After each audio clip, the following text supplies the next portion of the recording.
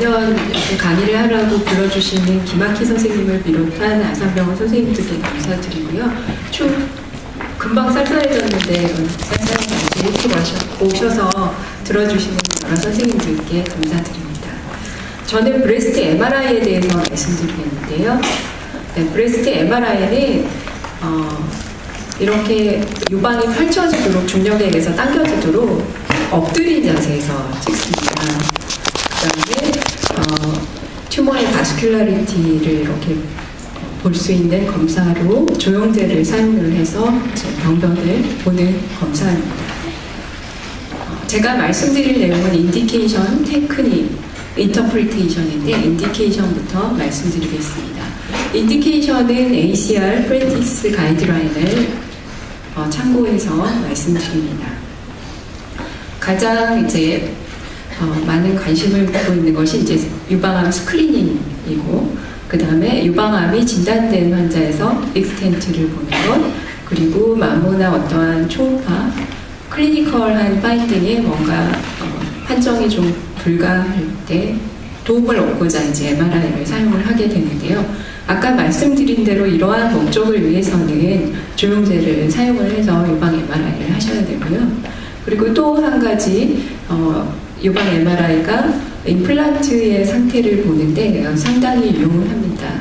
근데 이거는 조영제를 주지 않고 이렇게 임플란트 시그널을 받아서 특별하게 이제 찍는 시퀀스를 적용을 하기 때문에 이거는 조영제를 사용하지 않아도 볼 수 있습니다. 먼저 스크리닝부터 보시면요. 이런 하이리스크 환자에 대해서 유방암 MRI 스크리닝이 굉장히 도움을 준다는 게 많이 알려져 있고 상당히 많은 부분에서 행해지고 있습니다. 유방암 진단된 환자에서 이제 반대측 유방을 스크리닝하는 목적으로도 쓰이고요. 그다음에 오그멘테이션을 받은 환자에서 스크리닝이 쓰일 수 있습니다. 유방암이 생길 확률이 평생에 20% 이상인 환자들은 이런 환자들인데요. 안젤리나 졸리 예방적인 유방 마스텍토미로 많이 알려졌죠. VRCA 뮤테이션 있는 환자, 그리고 젊은 나이에 어떠한 이유로든지 레디에이션 치료를 받았던, 흉부 쪽에 레디에이션을 치료를 받았던 환자, 그리고 이러한 흔치 않은 신드롬 환자에서 유방암 MRI의 유용성이 많이 알려져 있습니다. 그래서 실내로 이 환자는 35세인데 VRCA 뮤테이션 환자였고요. 이렇게 암이 꽤 여러 군데 이제 MRI에 발견됐습니다. 이 환자는 호지킨스 림포마로 레디에이션을 받았던 환자이고요. MR에서 유방암이 진단됐습니다. 이러한 고위험군에서 맘모그라피와 MRI의 스크리닝 성적을 비교한 연구를 보시면 맘모그라피에 비해서 MRI가 월등히 높고 맘모그라피와 MRI를 같이 사용한 경우가 가장 좋은 유방암 발견 결과를 보였고, 또 인터벌 캔서 레이트가 8%로 낮았고, 그리고 진단된 케이스들이 노드에 메타가 없는 조기 유방암이었습니다. 그래서 이러한 근거로 하이리스크 환자에서 유방암 검진에 브레스트 MRI가 많이 추천되고 있습니다. 우리나라에서는 유방암 진단받은 환자들이 이제 유방 MRI를 많이 찍고 있는데요. 이렇게 왼쪽에 큰 유방암이 있는 환자인데 이제 보통 찍을 때 이제 양측 유방을 같이 찍는 거를 많이 권고돼서 양측 유방을 찍게 되면 반대측 유방이 이제 스크리닝이 되는데요. 이 환자는 반대측 유방에 맘모그라피와 초음파에서 이상이 없었던 환자이고, 근데 보면 이런 뭔가 이레귤러한 메스가 반대측에 있었습니다. 그래서 처음에 이제 초음파 볼 때 이런 부분들을 관가에서 봤었던 경우고, MRI랑 맞춰서 이 부분도 이제 캔서가 진단이 됐습니다. 그래서 반대측 유방암의 발견율은 한 4 내지 5% 사이 정도 되겠습니다. 임플란트를 가진 환자는 사실 스크리닝을 할 때 맘모그라피와 초음파로 할 수 있는데, 문제가 되는 환자는 이렇게 인터스티셜 인젝션을 받은 환자입니다. 실리콘은 임플란트가 아니라 이렇게 직접 주입을 받은 환자들이 맘모그라피와 초음파에서 유방암 스크리닝이 불완전하기 때문에 유방암 MRI로 스크리닝을 하게 되면 작은 암을 조기에 발견할 수 있습니다. 임플란트가 나온 김에 아까 조영제를 쓰지 않고 임플란트의 인티그리티를 보는데 유용하다고 했는데, 보시면은 이 환자는 임플란트에 이상이 있는 거죠. 여기 보면 왼쪽은 이런 라인들이 있죠. 그래서 이거는 인트라캡슐라 럽처 예이고, 오른쪽은 실리콘이 밖으로 새어나온 것이 보이는 익스트라캡슐라 럽처 예입니다. 그래서 조영제를 주지 않고 임플란트의 내부 상태를 보는데 MRI가 가장 유용한 것으로 알려져 있습니다. 캔서 환자에서 지금 우리나라에서 굉장히 이제 보험이 적용이 돼서 많이 행해지고 있는데요. 유방암의 익스텐트를 보는 데는 MRI가 전체적으로 이렇게 주르륵 볼 수 있기 때문에 입체적으로 병변이 어느 정도 유방암에서 어느 정도의 포션을 차지하는지, 그리고 병변이 있을 때 보다 객관적으로 유두와의 거리나 그리고 손벽과의 거리, 그리고 스킨과의 거리, 이런 것들을 쉽게 볼 수 있습니다. 네, 아까 처음에 보여드린 대로 이제 엎드려서 찍게 되면 이런 양성의 종괴는 우리가 초음파를 볼 때는 여기를 꾹꾹 누르니까 이렇게 체스트 월하고 가까워지지만, 엎드려 찍으면 이렇게 같이 떨어지게 됩니다, 유방이랑. 그래서 이렇게 체스트 월 쪽에 붙어있지 않은 병변은 이렇게 분리가 쉽게 되는데요. 이런 경우에 이제 머슬의 인베이전이 있게 되면 이렇게 붙어 있는 것을 보고 머슬이나 체스트 월의 인베이전을 쉽게 MRI에서 이벨루에이션 할 수 있습니다. 이제 초음파나 맘모그라피에서 알고 있었던 병변의 익스텐트보다 또 다른 병변이 MRI에서 발견된, 그러니까 그 병변은 맘모나 초음파에서 보지 못했던 병변인데 이렇게 추가적으로 발견되는 율이 높게는 30%까지 연구돼서 보고가 됐습니다. 그래서 이 케이스도 서브아리올라에 만져지는 메스였는데 추가적으로 보다 깊이 추가적인 병변이 발견이 됐고, 이런 경우에는 사실 이쪽 센트럴 쪽을 수술을 하려고 했는데 수술할 부위가 점점 조금 더 넓어지게 된 거죠. 그래서 수술 플랜에 영향을 주겠습니다. 여기 보이는 이 부위는 메스가 아니고요. 이제 프리에서부터 높습니다. 이제 환자 원래 있던 튜머를 뗀 상태고, 여기는 이제 헤마토마이고요.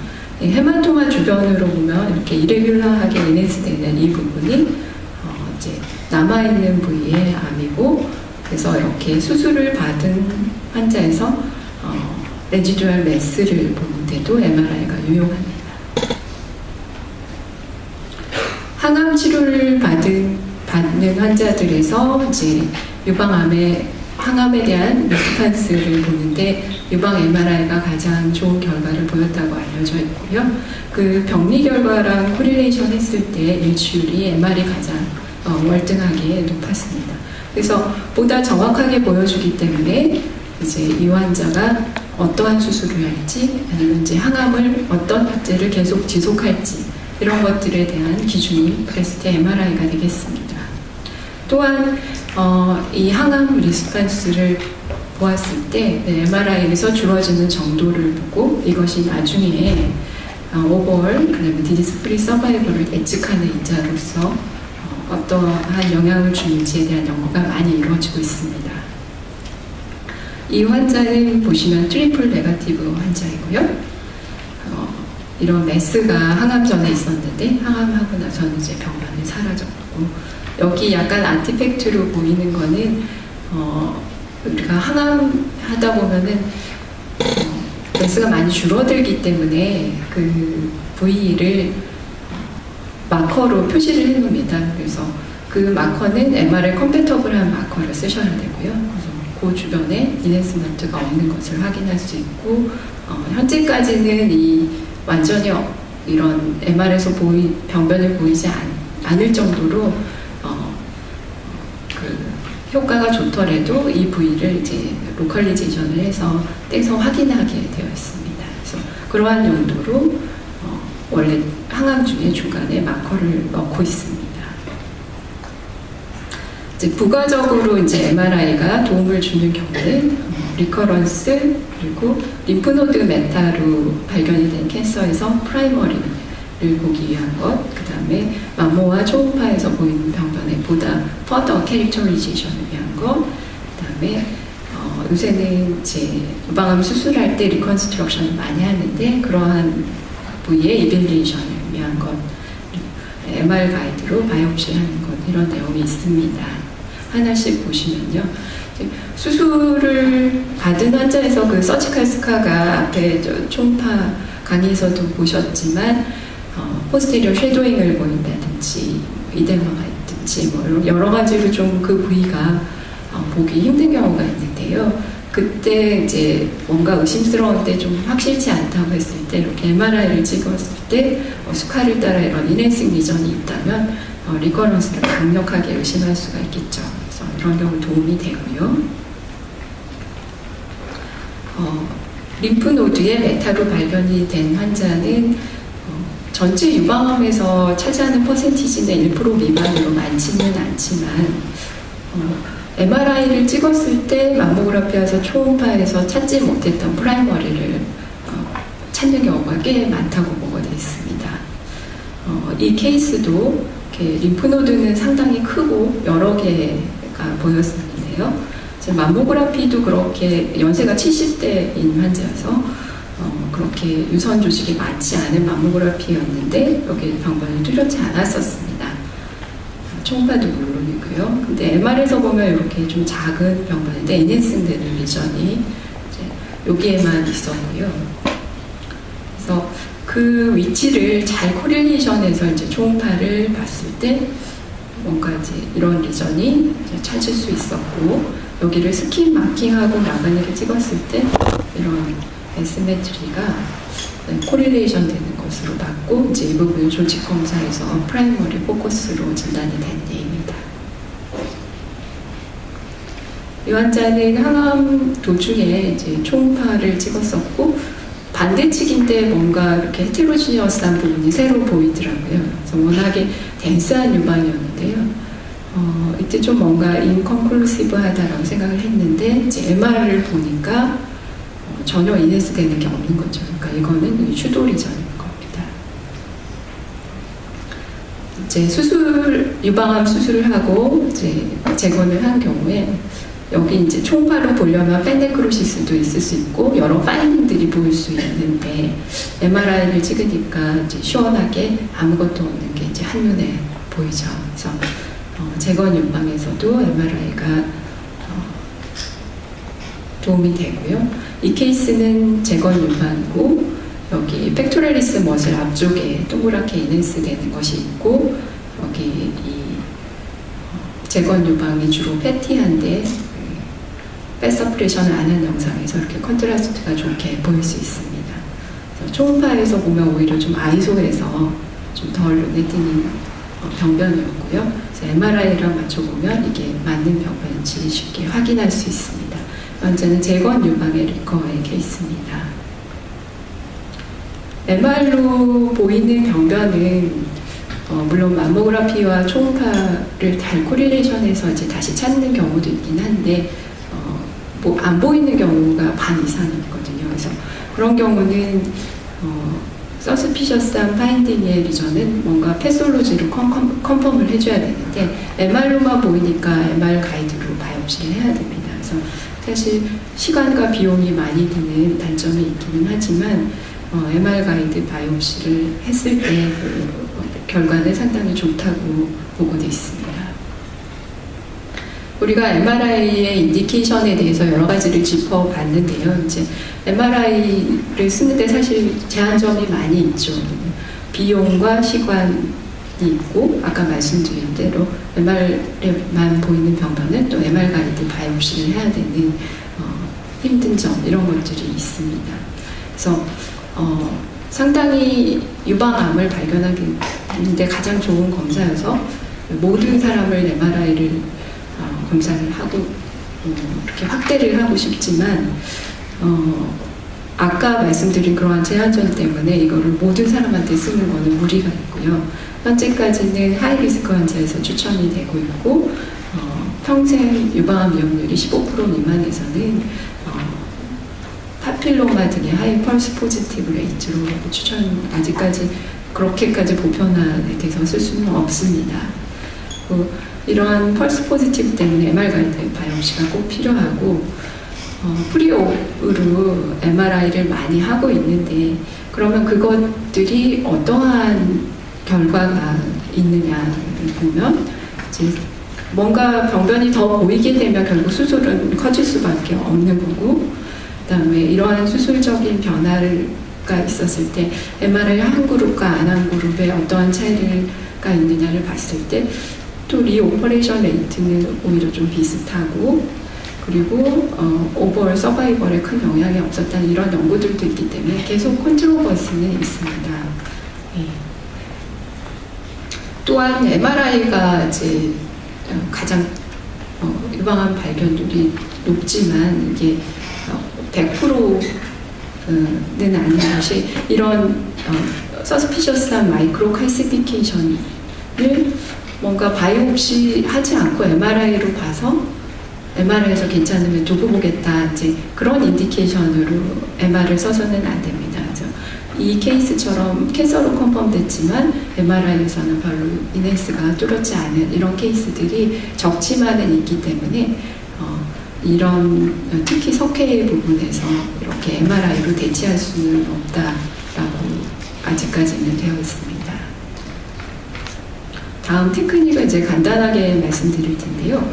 이제 브레스트 MR에서 이런 캔서를 마진이 이렇게 삐죽삐죽하고 안에 어떠한 이네스먼트 패턴을 보이는지 그리고 작은 유방암도 발견해야 되기 때문에 적어도 1.5T 이상의 마그넷을 이용을 해야 되고 슬라이스 시크림의 3mm 미만 그리고 인플레인 픽셀 레졸루션이 1mm 이하로 이렇게 고해성도의 하이필드 마그넷을 이용해서 영상을 얻으셔야 되겠습니다. 양측 유방을 한꺼번에 얻음으로써 비교할 수 있어서 엑셜이든 세지털이든 상관은 없는데 양측을 찍는 것을 추천을 드리고요. 아까 말씀드린 대로 유방암 스크리닝을 위해서는 조영제를 써야 됩니다. 조영제는 여러 가지 다양하게 있고요. 보통 이제 조영제를 주기 전 영상을 얻고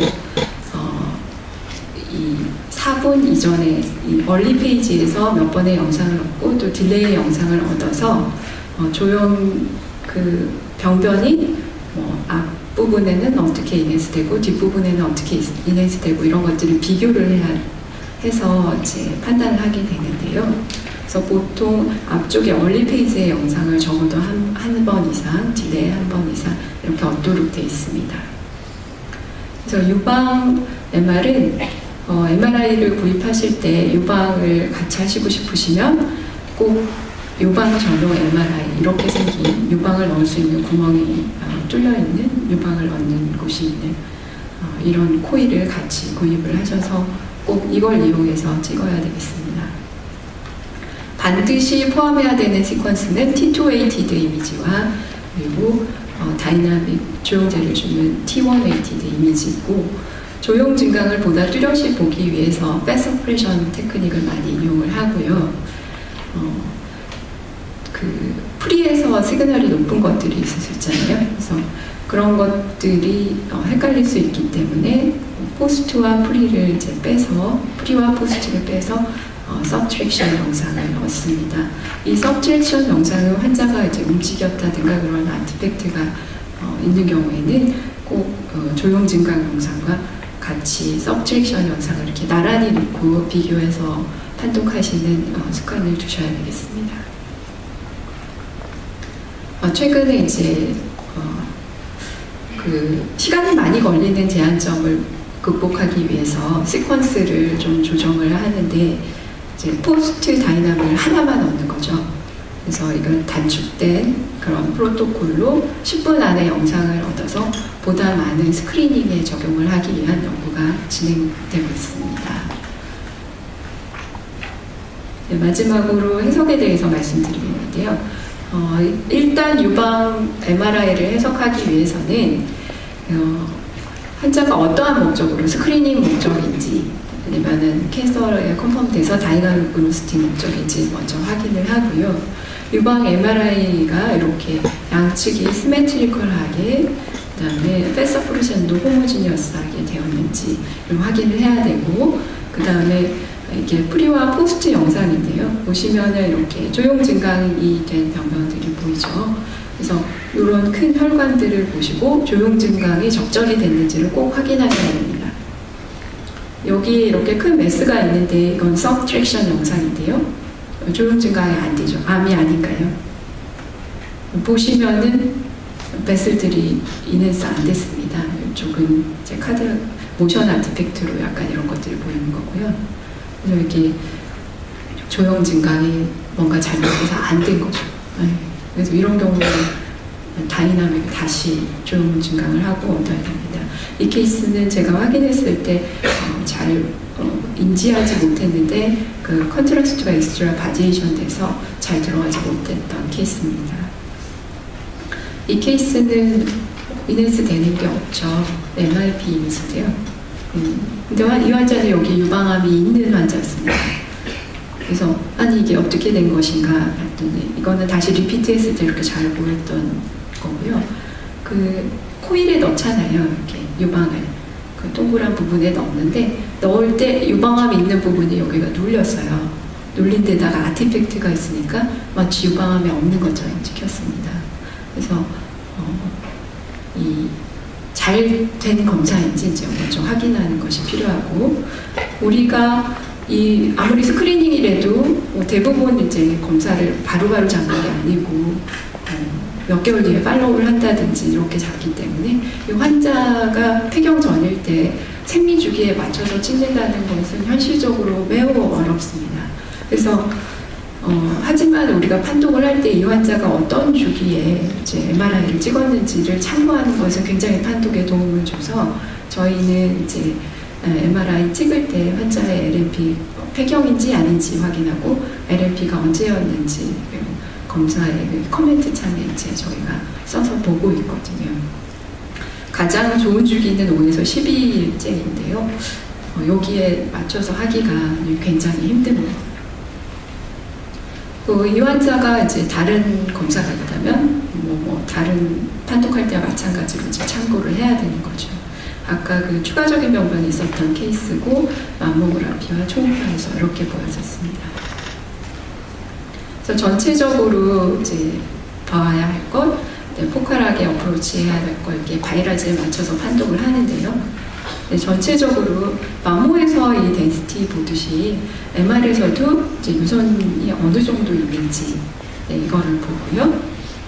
그다음에 조형 이거와 이제 상관없이 덴스 브레스트도 조형을 했을 때 백그라운드 파렌카이마 인핸스먼트가 매우 다양하게 보일 수 있습니다. 그래서 얼마나 백그라운드 파렌카이마 인핸스먼트가 되는지 조형 증가했을 때요. 그래서 미니멀, 마일드, 모더레이트 마크 두고 이렇게 백그라운드 파렌카이마 인핸스먼트는 양측이 시메트리컬한지 에시메트리컬한지 이런 것도 어세스를 해야 됩니다. 그래서 이거는 이제 어떻게 조형 증강되는지에 대해서 그 캐드에서 해준 영상을 더딥힌 영상인데요. 이 MIP 이미지에서 보면 이렇게 굉장히 많은 부분들이 조형되고 있는 마크드한 것들을 이렇게 MIP에서 쉽게 볼 수 있습니다. 그래서 이제 전체적으로 한번 쭉 보면서 어떠한 부분에 이제 병변을 발견을 하게 되면 바이라즈에 맞춰서 이것이 포커스인지 매스인지 넌 매스인지 보고 그 모폴로지를 각각 어세스먼트 하게 되고요. 그리고 아까 여러 번 다이나믹을 얻었기 때문에 처음에 이니셜에는 얼만큼 조형 증강이 빠르게 돼서 이후 딜레이에는 10% 이상의 어시아웃이 있는지 10% 이상의 증가가 있는지 그다음에 그냥 위아래 10% 사이에 위치하는지 이런 걸로 이제 카이네틱스를 어세스하게 되는 겁니다. 그래서 포커스부터 보시면 포커스는 크기가 5mm가 안 되는 거고요. 그래서 정확하게 뭐 모양이나 마진을 보기가 쉽지 않아서 그런 디스크립션을 하지는 않습니다.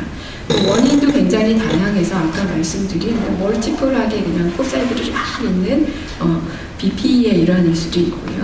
그거 작은 파이브 아데노마나 파필로마 노드일 수도 있고, 그리고 캔서의 가능성이 있는 포커스도 있습니다.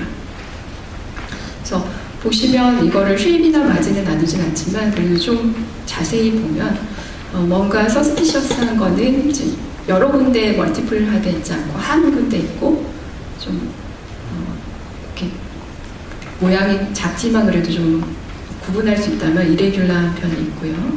not circumscribe, 그다음에 T2에서 밟지 않은 거, 그리고 리프노드가 아닌 거, 그러니까 페타일럼이 없어야 되고, 커브는 워시아웃을 보이는 거, 그 다음에 전에 영상 MRI가 있었는데 팔로업에서 뭔가 새로이 보이거나 변화가 있는 전에 서스피셔스한 경우가 있고요. 이 환자는 여기 암이 있는데 앞쪽으로 이러한 것이 있었고, 디퓨전에서도 리스트리션이 있고, 이제 초음파에서 찾았을 때도 뭔가 이런 작은 메스가 있어서 이제 추가적으로 유방암으로 컨펌된 포커스입니다. 메스는 이제 5mm 이상이고 3디멘전으로 스페이스 오크파이 미전일 때 메스라고 하는데요. 쉐입과 마진, 인터널 이네스먼트를 나누어서 기술하게 됩니다.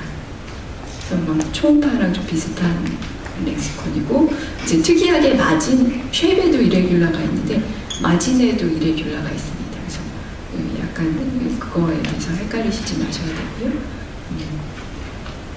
그래서 모양이 이렇게 오발하고 내부의 이네스먼트가 서컴스크라이브하고 내부의 이네스먼트가 호모지니어스하거나 조금 좀 덜 보이실 텐데 안에 이네스먼트가 안 있는 셉테이션이 있으면 비나인이고, 이거는 페티알럼이 있는 림프노드고요. 모양이 이렇게 이레귤러하고 마진도 이레귤러하고 내부가 헤테로지니어스한 이런 것들이 이제 말리그런스입니다.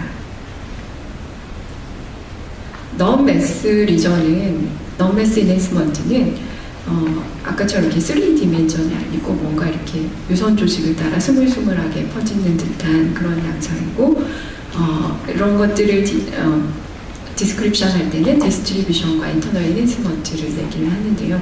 약간 그 칼시피케이션의 디스트리뷰션이랑 좀 비슷합니다. 그래서 보시면 이런 것들이 넌메스 이네스먼트이고요.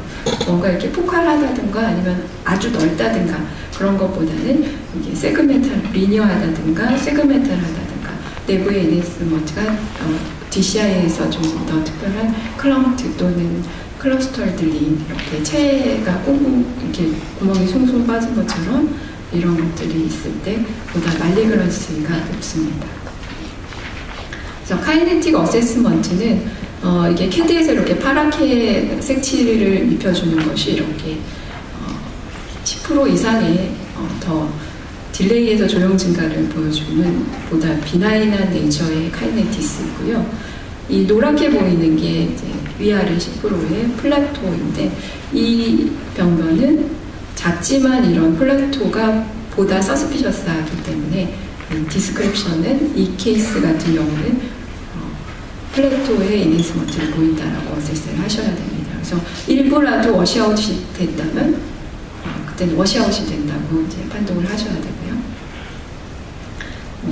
MR 판독에도 이러한 시스틴이 덕트에 플로이드가 있다든지 그런 어소시에이트 파인딩을 이제 추가적으로 기술하게 되어 있고요. 그래서 초음파와 마찬가지고 MR도 여러 가지 파인딩을 같이 복합해서 카테고리를 어세스먼트 하게 됩니다. 네, 카테고리를 줄 때 워낙 우리나라에서는 유방암 진단된 케이스들이 많아서요. 이때 카테고리 6를 주는데 6더라도 추가적인 병변이 있어서 4나 5인 경우는 바이러즈 컨클루전에 보다 더 서스피셔스한 이런 순서에 오도록 카테고리를 주셔야 됩니다. 아까 굉장히 BP가 많았던 환자이고, 보시면 이 환자는 왼쪽에 유방암이 있는데요. 반대측에 이런 것들이 발견됐습니다. 요거는 T2ADD 이미지이고요. 보시면은 저는 서컴스크라이브도 오발하다고 봤는데 여기 빨간 게 이제 워시아웃이 캐드이거든요. 그래서 워시아웃이 돼서 이제 간과할 수 없었기 때문에 이때는 카테고리를 저는 4로 줬고요. 그래서 볼 때 우리가 카테고리를 보는 기준이 이제 일단 모폴로지를 봅니다. 모폴로지에서부터 뭔가 모양이 이레귤러하다면 서스피셔스 해서 카테고리를 4 이상 주셔야 되고요. 서컴스크라이브 오발이다. T2에서도 브라이트하다. 방금 케이스처럼요. 그러면은 프로버블리 비나인한 쉐입인데 아까처럼 워시아웃이 있었잖아요. 그래서 바이옵시를 레커멘데이션 했고요. 근데 카이넥티스가 워시아웃이 없다면 이제 두고 볼 수도 있습니다. 이때는 카테고리가 3가 되겠죠. 그래서 이 환자는 이제 다시 찾아서 초음파에서 바이옵시를 했는데 그거는 파이브로아데노마였습니다. 사실 이 환자가 그때 MRI를 찍었을 때 생리줄기가 그렇게 적절하지는 않았었고요. 이제 왼쪽 유방암 수술받고 팔로업에서 보면 이제 워시아웃 되던 병변이 이제 퍼시스턴트하게 바뀌었고 크기도 줄었습니다. 그래서 예, 지금까지 경청해 주셔서 감사합니다.